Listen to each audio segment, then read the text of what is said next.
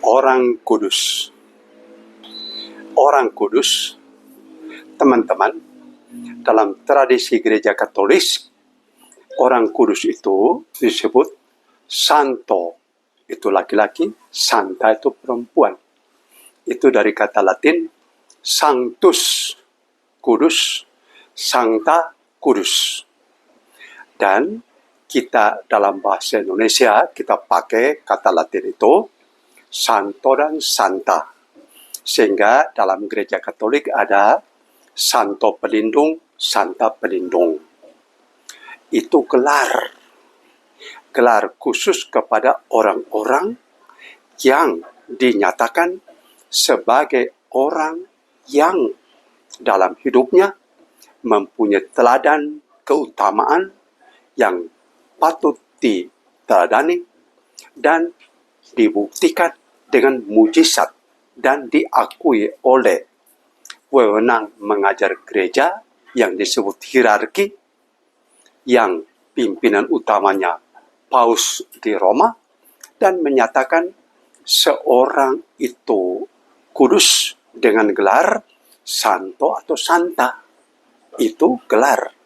Sedangkan setiap orang Katolik yang dipermandikan itu kudus. Sebab dalam gereja perdana, semua orang yang percaya pada Yesus Kristus dan dibaptis dalam nama Putra, Roh Kudus, dan Bapa, yang rumusan resminya dalam nama Bapa, Putra, dan Roh Kudus, itu disebut kudus. Jadi sekarang, teman-temanku, kalau ada orang-orang khusus yang teladan hidupnya semasa dia hidup itu luar biasa, entah dalam kebajikan atau dalam beribadat, dan kemudian sesudah meninggal ada tanda-tanda khusus.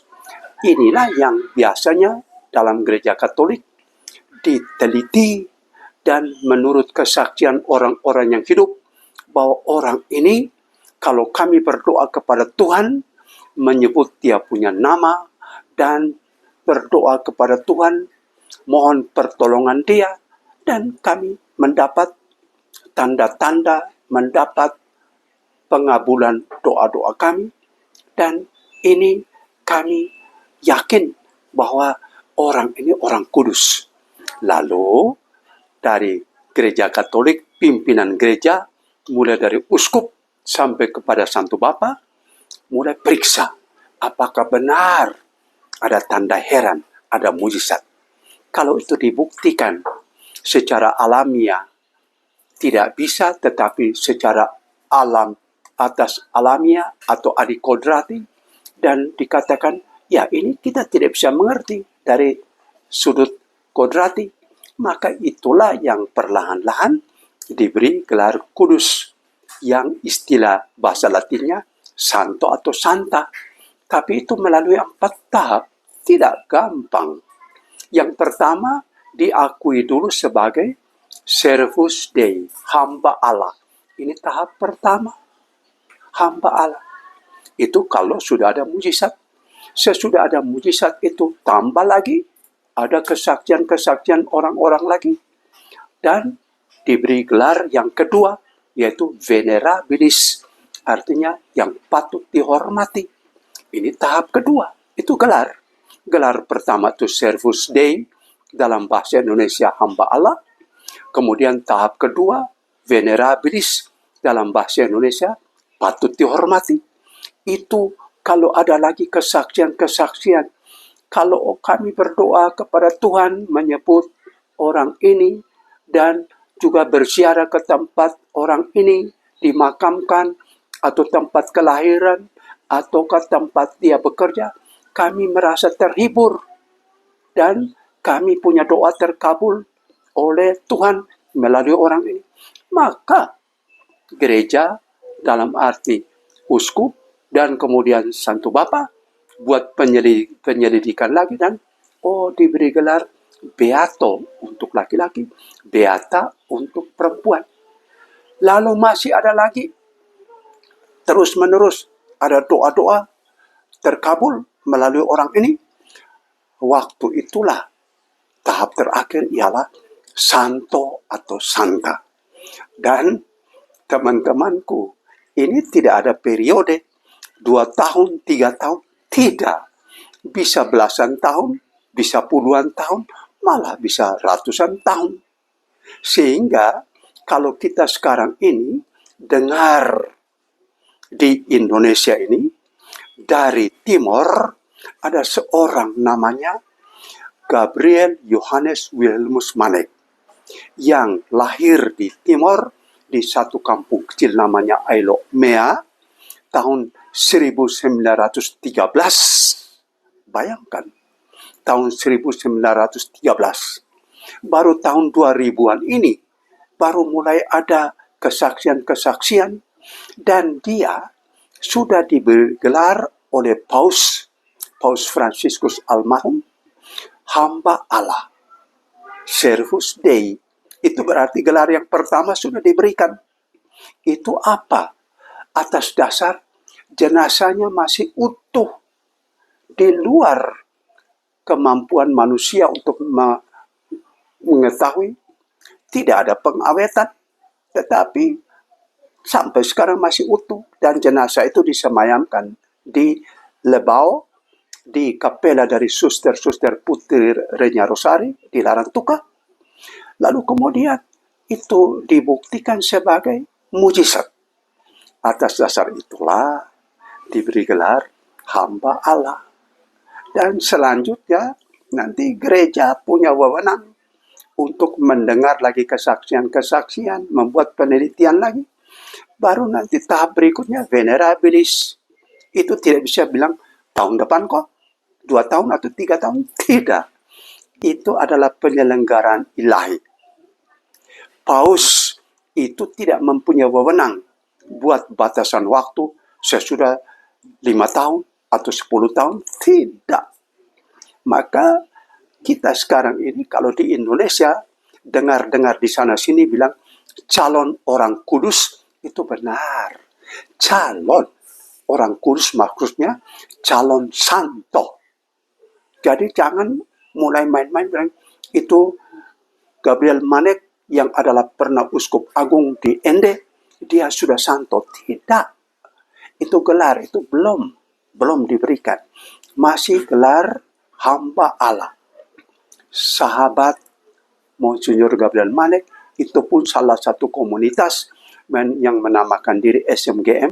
Mereka ini berdoa supaya penggelaran kudus itu terjadi. Kapan terjadi? Itu tidak ada urusan kita manusia.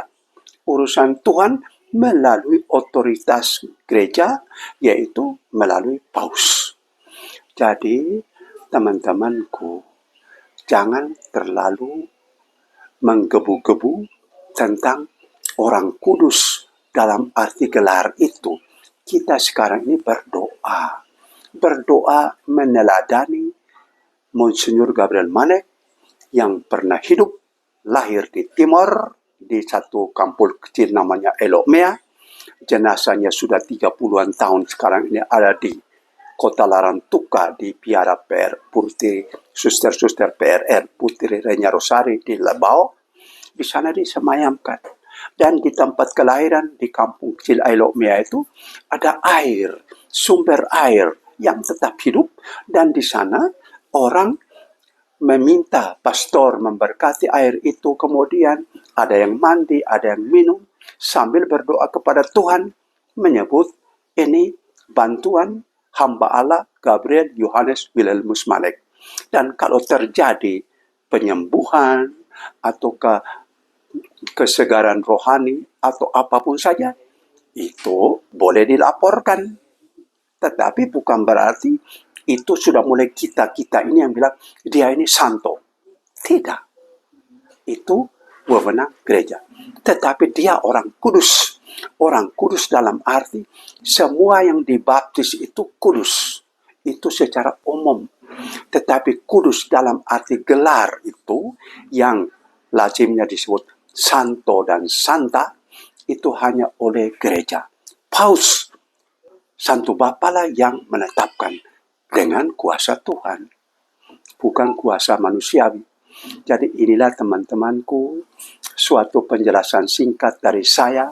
Nama saya Anton Bele, saya seorang katekis tua di Kupang, dan saya juga bergerak di dalam komunitas ini, Sahabat Monsieur Gabriel Manek, SMGM, bersama ribuan kawan-kawan lain, sementara berdoa bersama imam-imam, bersama suster-suster, khususnya suster-suster PRR, Putri Renya Rosari, dan banyak suster yang lain lagi yang kenal Monsieur Gabriel Manek ini, dan kita berdoa. Dia hamba Allah. Statusnya sekarang Servus Dei. Itu orang Indonesia asli. Jadi kita jangan berbangga bilang, oh orang Indonesia. Tidak. Dalam gereja Katolik tidak ada itu namanya orang dari suku ini, dari daerah ini. Tidak. Gereja itu universal, artinya seluruh dunia. Jadi hamba Allah, Servus Dei, Gabriel Johannes Wilhelmus Manek, itu sudah milik seluruh gereja. Tidak milik orang Indonesia, tidak milik orang Timor, tidak milik orang-orang di Flores, tidak milik dari Suster Putri Renya Rosari, tidak. Dia sudah menjadi milik umum. Karena itulah, kalau ada kelompok-kelompok doa yang berdoa kepada Tuhan untuk proses penggelaran kudus, atau yang dengan istilahnya proses beatifikasi ini terjadi, itu doa semua orang yang sempat mendengar, yang sempat melihat, yang sempat mengalami tanda-tanda khusus dari Tuhan melalui hamba Allah Gabriel Johannes Wilhelmus Manek. Itulah yang namanya doa. Dan yang patut diteladani dari hamba Allah Gabriel Johannes Wilhelmus Manek ini ada 4. 4 itu yang pertama, dia ini rendah hati, tidak sombong. Teladan yang kedua yaitu dia ini suka mengampuni, memaafkan orang-orang yang bersalah atau menghina dia mengampuni. Itu yang kedua.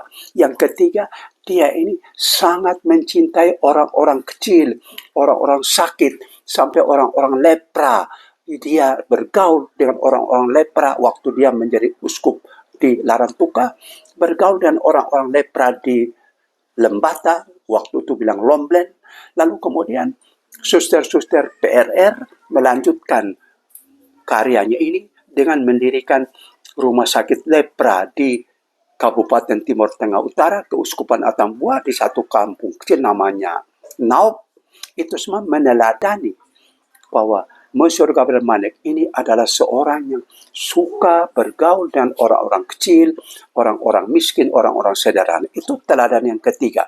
Dan teladan yang keempat itu, dia ini berdevosi, menghormati Bunda Maria sebagai Bunda Ratu Rosari.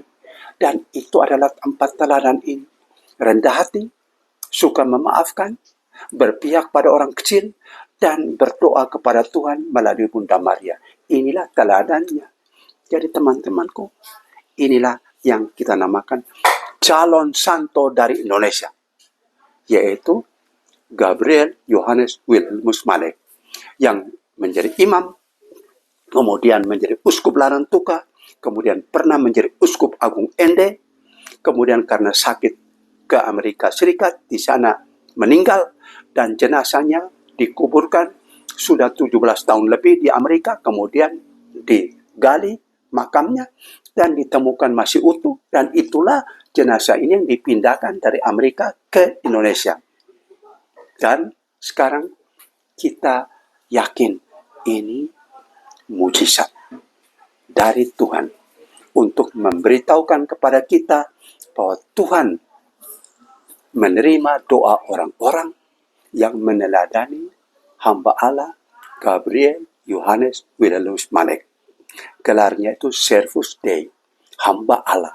Tunggu saatnya venerabilis, saatnya beato, pada saatnya santo. Tuhan, terima kasih. Tuhan, kami memuji Dikau, hamba Allah Gabriel Johannes Wilhelmus Manek, Dikau kami teladani dan doakan kami. Kami ini adalah orang-orang yang meneladani Dikau dalam hidup, menggereja dan memasyarakat. Dan Monsieur Gabriel Malek, Dikau selama hidup memberi teladan kepada kami. Dan kami tahu bahwa Dikau juga pernah sebagai seorang imam, itu sebagai seorang uskup, anggota konstituante, anggota dari Parlemen Negara Indonesia Timur. Kemudian kami baca riwayat hidupmu bahwa pada tanggal 17 Agustus tahun 50 sebagai anggota konstituante dari negara Indonesia Timur bersama dengan semua anggota yang lain membubarkan negara Indonesia Timur dan bergabung dengan NKRI, Negara Kesatuan Republik Indonesia. Berarti Monsinyur Dikau juga sebagai seorang negarawan. Itu bukan urusan kami, tetapi itu tercatat. Kami ini yang kelompok doa SMGM ini, kami berdoa supaya proses beatifikasi ini berjalan lancar dan kami menjadi pegangan untuk berlindung pada Dikau sebagai santo, dan dengan itu kami memuja Tuhan, bersembah sujud kepada Tuhan bersama dengan Dikau. Terpujilah Dikau ya Tuhan, sedangkan Monsieur Gabriel Malek menjadi teladan kami.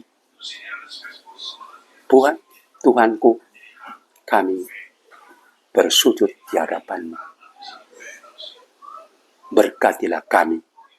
Amin.